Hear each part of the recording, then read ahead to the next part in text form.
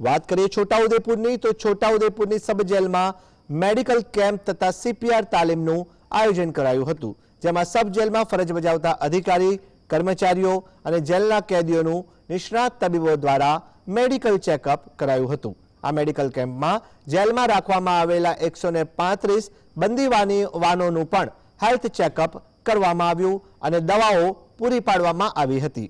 Physician તથા emergency 108 સેવાના કર્મચારીઓ દ્વારા કેદીઓ તથા જેલ સ્ટાફને સીપીઆર તાલીમ આપી ખાસ કરીને બેભાન થઈ ગયેલા વ્યક્તિને ભાનમાં લાવવા માટે સાપ કરડે, ખેંચ આવે ત્યારે કયા પ્રાથમિક પગલાં ભરવા અને શું કાળજી રાખવી તેનું માર્ગદર્શન અપાયું હતું। છોટાઉદેપુર સબ જેલમાં આરોગ્ય કેમ્પના જારી કરવામાં આવે છે। એમાં એનસીડી, ટીબીના દર્દીઓના શોધવાનું રહેશે, બીજું સીપીઆરના તાલીમ આપવાનું રહેશે। आज जिला आरोग्य अधिकारी मार्गदर्शन हेठळ जिला आरोग्य विभाग की टीम द्वारा छोटाउदेपुर सब जेलना कुल 135 कैदीओं ने मेडिकल चेकअप माटे एक मेडिकल केम्पનું આયોજન કરવામાં આવેલ છે। આ ઉપરાંત સીપીઆર તાલીમનું પણ આયોજન કરવામાં આવેલ છે।